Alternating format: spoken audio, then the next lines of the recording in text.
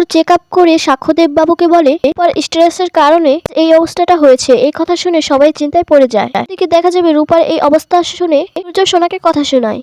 পর সোনা মাথায় জল ঢেলে দিলে সূর্য বলে মাথায় তুমি জল ঢালছো কেন? সোনা বলে ওঠে আমি নিজেকে কন্ট্রোল করার জন্য এসব করছি।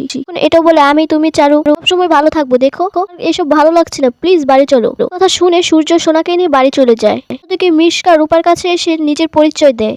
তখন বলে তুমি মিশকা? তখনই মিশকা বলে ওঠে আমি মিশকা না রে, টিস্কা।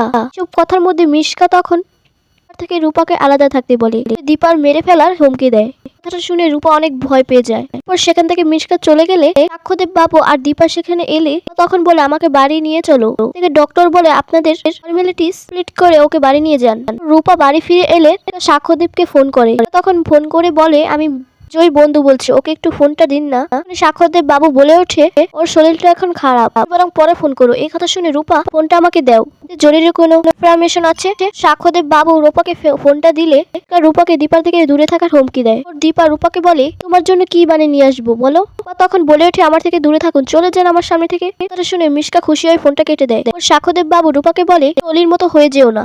তখন দীপাকে সরি বলে সেখান থেকে সাক্ষ্যদেব চলে যায়। দীপা রূপাকে জড়িয়ে ধরে আপন মনে বলে হলো এই মেয়েটার কেন জানি আমার মনে হচ্ছে রূপমা আমার কাঁধে মাথা দিয়ে আছে বলে রূপা বলে ডেকে উঠলে রূপা দীপাকে ঠেলিয়ে সরিয়ে দিলে দীপাকে সেখান থেকে চলে যাওয়ার কথা বলে। তো বন্ধুরা, এই ছিল আগামী পর্বের আপডেট। কেমন লাগলো অবশ্যই কমেন্টস করে জানতে ভুলবেন না। পরবর্তী আপডেট পেতে আমাদের চ্যানেলটি সাবস্ক্রাইব করে পাশে থেকে বেল বাটনটি অন করে দেবেন। ধন্যবাদ।